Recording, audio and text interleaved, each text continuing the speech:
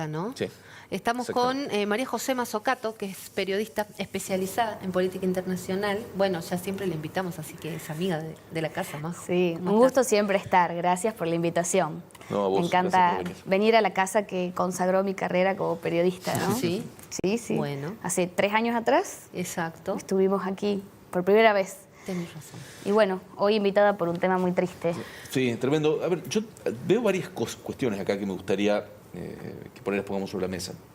Por un lado, el mundo se está empezando a impactar con lo que está pasando en Gaza. Es decir, es como que se está empezando a hablar de lo que pasa dentro de Gaza y no solo de los rehenes israelíes o de la ofensiva militar, claro, sino de que lo que está pasando, la hambruna y toda esta cuestión está generando, ya hay quienes le ponen el término de genocidio, ¿no? Es decir, que como que desde la Segunda Guerra Mundial no hubo una hambruna planificada de tal magnitud.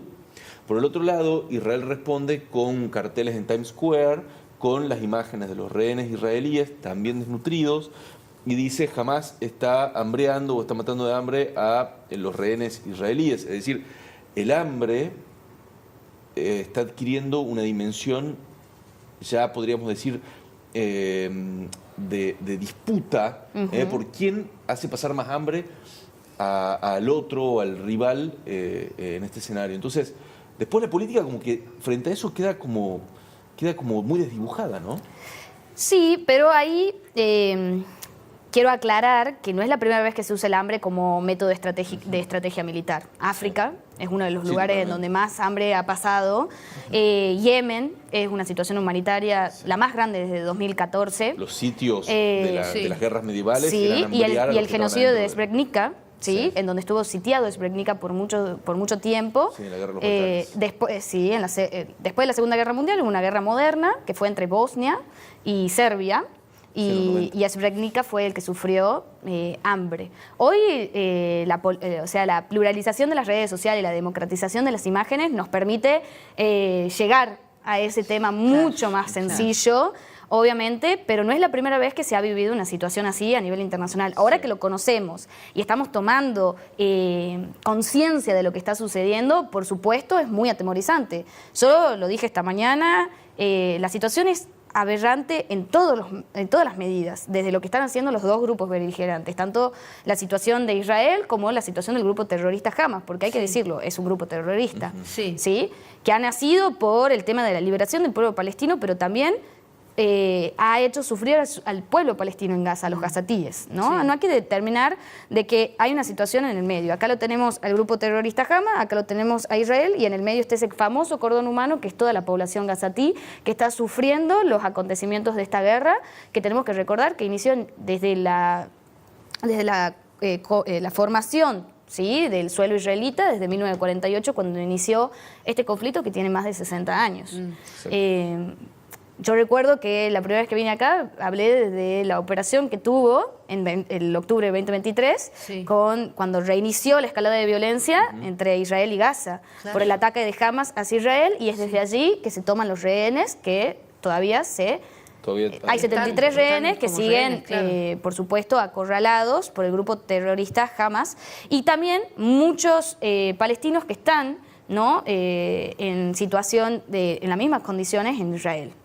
Ahí te quería consultar, ¿no? Porque, bueno, hablábamos del hambre, ¿no?, como elemento, y también desde los discursivos, la palabra genocidio, que se la está escuchando también desde líderes, ¿no?, desde Israel, mencionar y vincular con lo que está pasando en Gaza, no me parece menor, teniendo en cuenta también la historia, ¿no?, de Israel. ¿Qué ves ahí vos, ¿no?, con respecto a esto? Bueno, es una situación, no quiero entrar en temas profundos, pero sí se toca una fibra sensible, por un terror elegido, como lo decimos nosotros en las relaciones internacionales, que es un evento que suscita en el inconsciente de la población. Nosotros tenemos un terror elegido, que es Malvinas, por ejemplo, ¿no? Sí. Y ellos tienen su terror elegido, el éxodo, el genocidio del Holocausto. Y hoy hablar de genocidio es como que lo estamos hablando al pasar, pero está suscitando. El derecho internacional público lo dice en ley, que más de 30.000 casualties o caídas de civiles se considera ya un genocidio.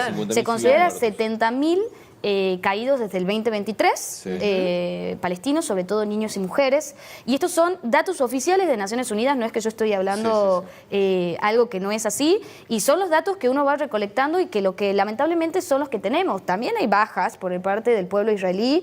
Desde el 2023 hasta ahora se aproximan a 1.200 a 1.300 bajas, tanto militancia como civiles, ¿no? Si bien sabemos que Israel tiene todo un sistema de protección y seguridad y armamento militar mucho más poderoso del que está suscitando en Gaza, pero la situación de destrucción masiva que está pasando en Gaza y hoy, el acorralamiento y la sistematización del hambre como utilización de estrategia militar, es muy complicado, pero no tanto solamente por el pueblo israelí, sino también por la parte de Hamas, ¿no? Claro. A las 4 de la tarde se corta la electricidad, Sí. Están bajo total oscuridad.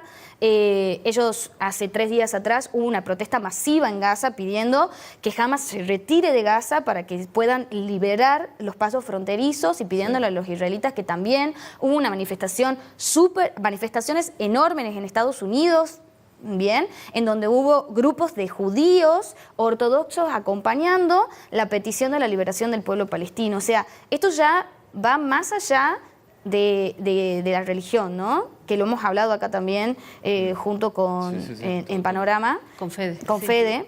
Que lo hemos hablado con la profesora Leila Moana, de que tenemos que dejar de hablar de la situación religiosa, porque eso ya ha pasado a un segundo nivel, porque lo estamos viendo en marchas a personas que son de religión judía apoyar la causa, y los mismos israelitas que se les hace a través del Israeli Journal Post, que hablan y que muestran los datos concretos de lo que está suscitando y que piden el fin del acorralamiento a Gaza, ¿no?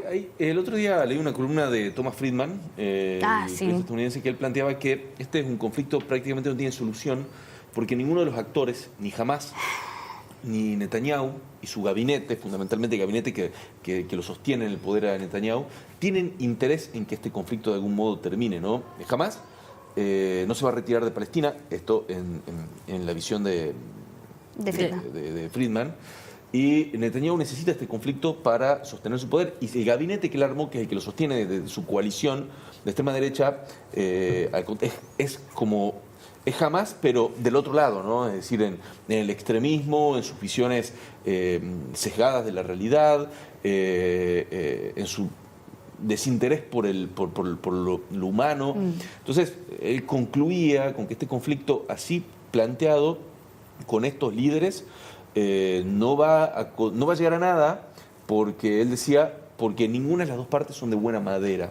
¿Vos coincidís con esa mirada? ¿Crees que va por ese lado? Los internacionalistas coincidimos, o parte de los internacionalistas, que hay que ser objetivo para comunicar estos tipos de conflictos, estos tipos de situaciones. Al 100% no, pero sí podemos comprender que en el mundo no hay líderes que busquen una paz pacificadora. Si bien yo no creo que la paz no venga después de un conflicto, y para mí la paz no es eso que nosotros creemos al 100%, que la paloma blanca y todo divino, pero efectivamente sí, hoy son dos polos opuestos, con miradas muy opuestas. Sin embargo, ayer, 5 de agosto, Netanyahu se reunió con el alto mayor del ejército israelí, diciendo que iban a hacer la segunda etapa de la avanzada y la ocupación total en Gaza, el cual se notó un quiebre total en el gabinete israelí, en donde ellos no están de acuerdo. La presión social es muy fuerte hoy en día dentro de lo que es el conflicto. Y yo siempre hago un paralelismo, aunque es una guerra civil, pero recordar lo que sucedió en Siria. Pasó desde 2011 y recién en el 2017 tuvimos consideración a nivel mundial de lo que estaba pasando con los 2 millones de desplazados en Siria, cuando la coalición internacional intervino en Raqqa para poder terminar con el grupo terrorista ISIS. Sin embargo, hay que hablar que una nación está luchando con un grupo terrorista que es... Claro, acá es otra cosa. Que es una cuestión asimétrica, es una guerra compleja. Es muy difícil comprender quién no es o no un terrorista. Es una situación muy difícil. Hoy la desconfianza entre los bandos es enorme. ¿Por qué decís vos que es difícil comprender quién es y quién no es un terrorista? Porque hoy un terrorista no responde a una nación, a una bandera. No es fácil descubrir... Identificarlo. Identificar a la persona que está dentro del grupo. Y por supuesto es difícil luchar contra eso, y lo hemos visto en Siria, lo hemos visto en Irak. Afganistán es otro tema, es otro palo, así que nunca para mí hay que comparar. Para mí, y me hago cargo de lo que digo, no me parece igualitario. ¿sí? Porque es una guerra distinta, pero efectivamente los dos polos, bien como dice José, son muy opuestos y está muy difícil, pero no hay que dejar de comprender que en el medio de una población que está sufriendo la situación de este conflicto y una advertencia a nivel mundial. Nosotros hemos olvidado la situación de Yemen, que es una situación humanitaria desde el 2014 y fue una gran hambruna y sigue siendo la crisis más grande del mundo. Vos decías recién la importancia de la mirada a nivel internacional, la participación en general en todo esto y de qué forma se involucra. Es un llamado que viene haciendo Israel desde el inicio de toda esta situación, con los ataques concretamente. ¿Y qué está mirando hacia eso, no? Digo, ¿hay una respuesta a la comunidad internacional como se espera? ¿Todavía es tibia o no? Bueno, es muy difícil la objetividad, por supuesto somos seres humanos, entiendo que tomar bandos es normal, todos tomamos bando en algún punto, pero hay que comprender que Palestina es un Estado observador en las Naciones Unidas, tan solo 147 de los 193 países del mundo lo reconocen como Estado.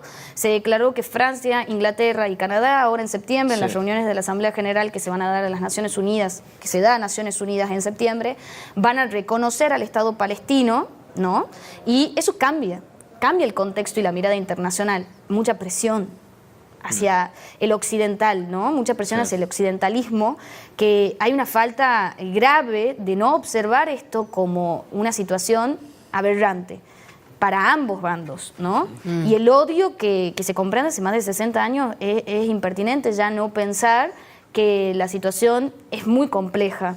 Sería atrevida una persona en tomar un bando y defender un bando a otro. Yo creo que hay que defender a la humanidad y en el caso al pueblo y lo humano que corresponde, que están sufriendo esta situación. Si ellos marchan para que Hamas se vaya de Gaza y si ellos marchan pidiendo su liberación, si uno ve una entrevista que me hubiese gustado pasarla, ya lo voy a pasar para que algún día lo puedan pasar, que un niño dice, no me interesa si me acobijan en Israel, no me interesa si me acobijan en Estados Unidos, acobíjenme, llévenme de aquí, lleven a mi familia, sáquennos. Los dos lugares es horrible. O sea, él mismo lo está diciendo. Sí. No estamos en su piel, pero nos está advirtiendo, nos está avisando. Y sí, yo creo que tomar una posición es humano, pero yo creo que la posición sería intentar comprender que no estamos siendo 100% empáticos con lo que está sucediendo ahí. ¿Vos crees que Netanyahu engañó a Donald Trump? Y yo creo que eso es una mirada muy irreflexiva. Yo creo que él representa a la nación de Israel y toma medidas al igual que lo hace Donald Trump, bajo la administración de los Estados Unidos, ¿no? No olvidemos que Donald Trump en su primera presidencia hizo un ataque a Afganistán unilateral que fue condenado en la comunidad internacional y después fue alabado con los acuerdos de Abraham. O sea, son miradas desde el realismo ofensivo, por supuesto, tiene una mirada de las teorías de las relaciones internacionales muy interesante, en donde responden bajo el interés nacional y la seguridad de la protección de sus fronteras, ¿no? Claro. Entonces, creo que toman decisiones respecto a esos tipos de intereses que es su nación y lo pueden hacer porque las naciones tienen soberanía internacional y están avalados por el derecho internacional público. Ahora, sabemos que la guerra está arreglada y sabemos que se debe pedir permiso a la coalición internacional dentro del Consejo de Seguridad para tomar ciertas represalias.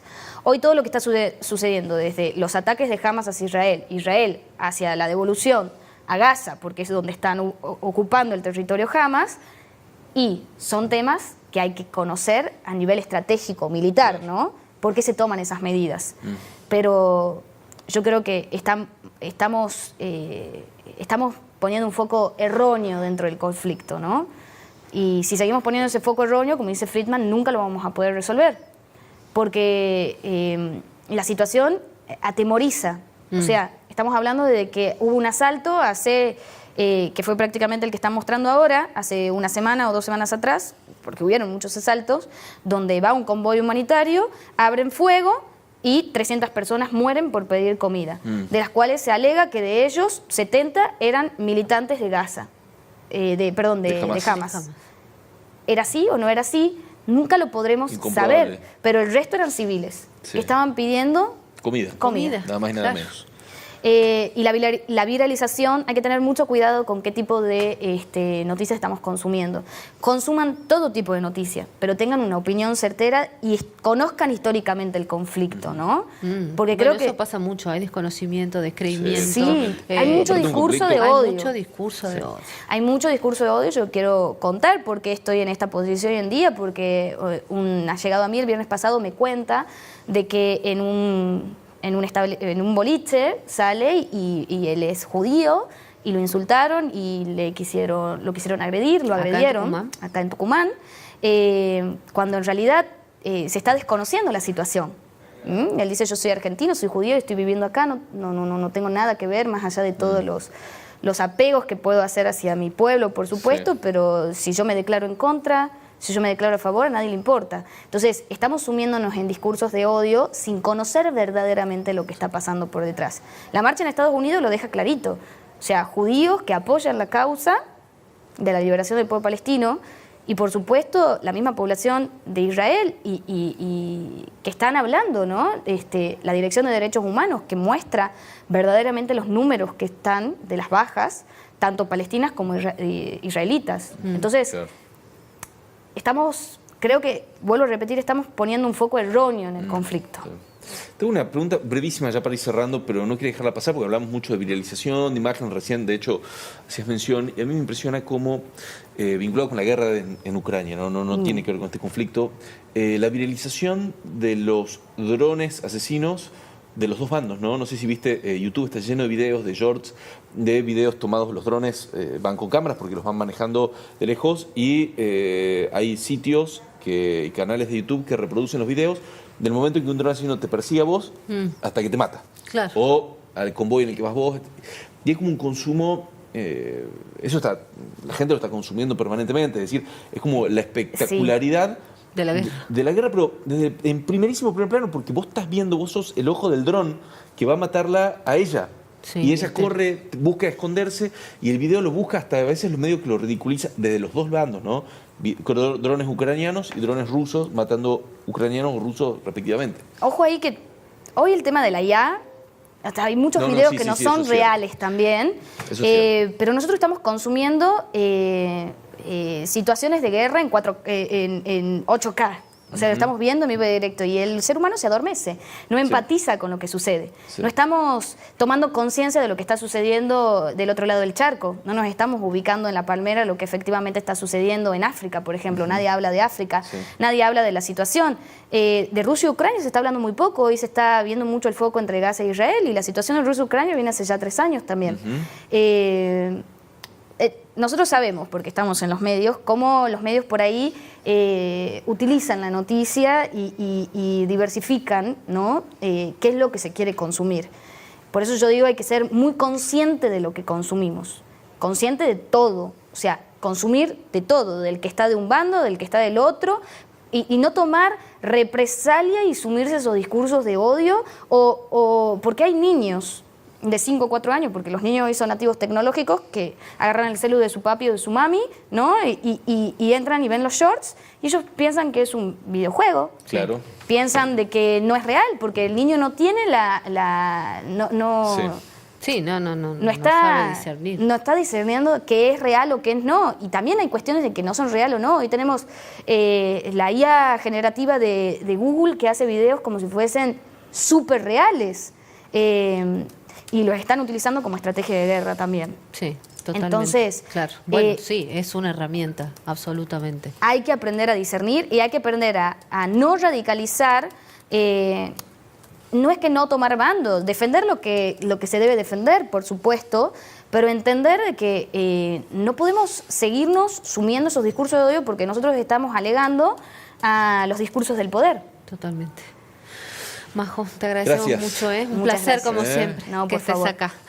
Bueno, vamos a cambiar de tema. Nos vamos un ratito a lo que pasaba anoche en Panorama Tucumano. Estuvo Gillia Bilker charlando, por supuesto, sobre las encuestas. ¿Qué pasa con los sondeos de opinión? ¿Cómo la ven los tucumanos? ¿Y qué hay por detrás, ¿no?, de este material que en época de elecciones cobra mucho valor?